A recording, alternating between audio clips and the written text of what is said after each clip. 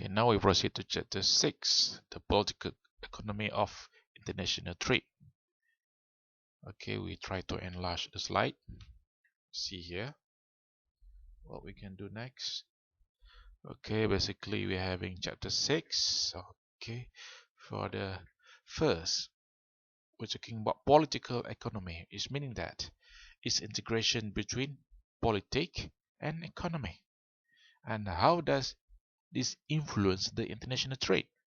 First, we have looked to this free trade. When talking about free trade, it's meaning that the government allow the free trading between two countries, two or more countries, okay, without any restriction. This means the governments do not attempt to restrict what citizen can buy from other country. That's mean no restriction between two countries. Whatever they want to buy, it is free. Okay.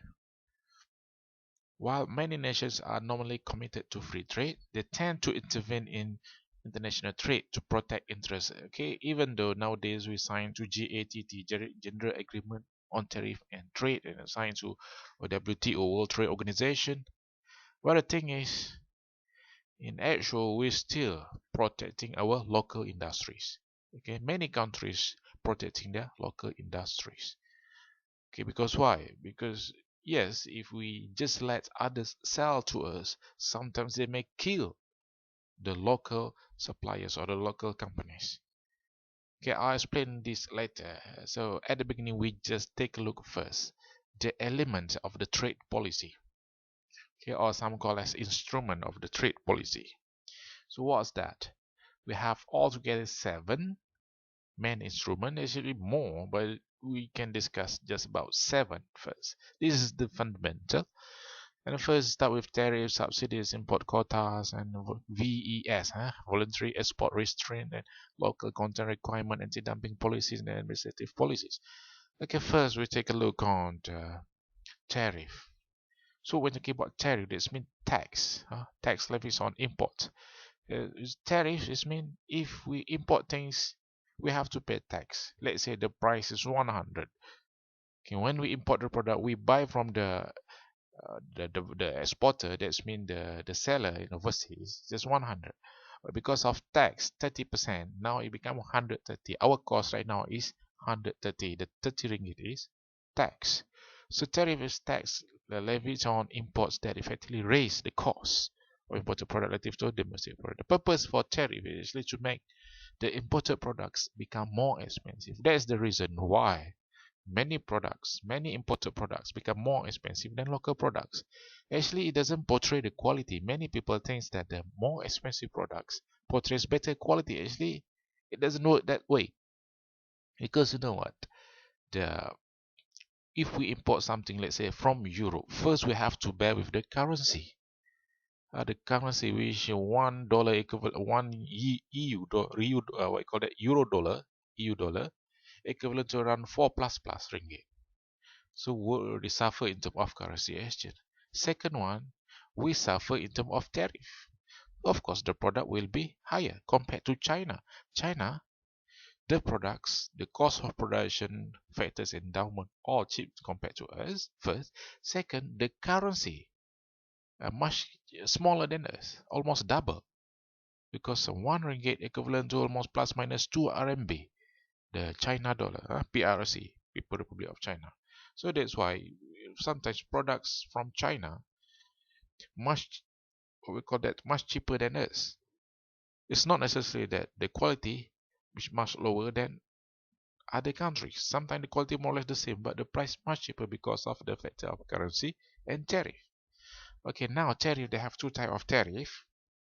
Specific tariff, specific, that's when we're talking about specific, it charge on each unit of goods. Normally specific tariff goes for cars. 1 unit they charge, let's say, $30,000, $50,000 straight away. While ad valorem, okay, it just on proportion of the value. Because let's say that we import this mangosteen from India. So if they want to charge one by one, how many million mangosteen in the container? We don't know. So we just take the overall value. Let's say altogether is $1 million. So we take 10% tax. So 10% out of 1 million equivalent to how many? So just calculate. Alright. So by tariff, we may increase the government revenues, force consumers to pay more for certain imports. These few things, okay? The first thing is increase the government revenue.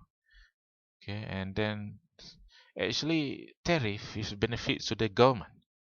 I say it's government because if tariff escapes, it means the customer can have more option, and it also force the local producer to produce more efficiently compared to the exporters. Okay, we finish. And subsidies. When talking about subsidies, talking about the government injection to the local firms. Injection means they pump the money into the local firms. So they give money. So let's say the cost for producing paddy is, let's say, 1 ton equivalent to 300. Okay, 300. 1 ton is 300 ringgit. If the government inject 100 ringgit as subsidy to the farmers, meaning that the production cost now already 200. So that's the rule of subsidies, because they try to push the price down by reducing the production costs. Okay, subsidies. Okay, it competes against low cost foreign import. What you call that? It try to fight or compete with the foreign exporters. This means they export to here, and we still can compete with them in terms of price because the government help us, giving a subsidy. Okay, this is subsidy. And then import quotas. Okay, when talking about import quotas, we restrict the quantities that's going to be imported. Let's say Malaysia implement the import quota, okay, over Japan. So any product from Japan, let's say cars, Toyota cars, Japan implement these import quotas to cars. So in a year, let's say we just be able to import 200 Toyotas, cannot exceed the 200 Toyotas car. That's an example. The reason also the same, try to protect the local producers. And we take a look here, the two types is tariff rate quotas. Okay, tariff rate quotas, or some sort of a hybrid of quota and a tariff where a lower tariff is applied to import within the quota than those over the quota. Tariff rate. Okay, and quota rent actually what you call that, extra profits that the producers make when supply. Is artificially limited by an import quota. Okay, two things only, tariff rate and quota rent. Those are under import quotas. That's mean if you want to import things, they have quota. They have limited numbers. We cannot simply just, let's say, want to have 300,000 car. We straight away import 300. No. It depends on the quota that the government allow. It's so well in the United States why they try to prevent many Japanese car enter United States.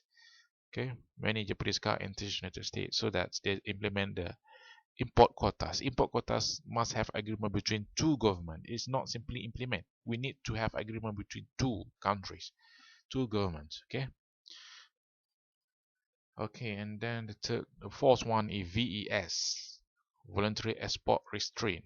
Quotas or trade imposed by exporting countries, typically at the request of the importing country's government. Okay, if let's say the importing country, let's say US.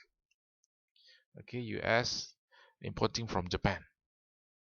So now US request to Japan to stop, to cut certain amount of amounts to be exported to the United States.